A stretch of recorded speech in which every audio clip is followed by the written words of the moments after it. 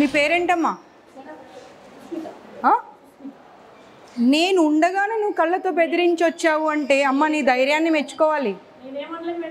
పిల్లలు చెప్పారు నువ్వు బయటకు రాగానే.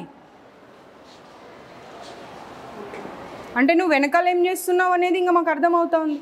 నీకు కొంచెమన్నా భయం ఉండాలి. అవతల కనిపిస్తున్నారు, నేను కళ్ళతో బెదిరిస్తే ఎలా అని. ఏం మాట్లాడకండి ఇలా చెప్పి వచ్చేది నేను చూడలేదు అనుకుంటున్నావా? నువ్వు బయటకు రాగానే చెప్తున్నారు పిల్లలు.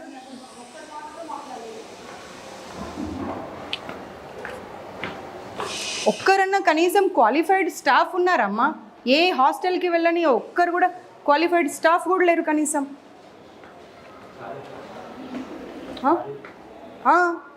ఏదమ్మా క్లీనింగ్ ఏది? దీన్ని క్లీనింగ్ అంటారా?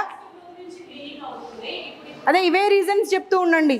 మధ్యాహ్నం 2:30 అయినా కానీ ఇంకా క్లీనింగ్ 6th ఫ్లోర్ నుండి పొద్దున 5 గంటలకు లేసి చేయాలమ్మా. ఎవరికోసం అసలు? అన్ని రీజన్స్ చెప్తూ వెళ్తా ఉన్నది. రాకు నువ్వు.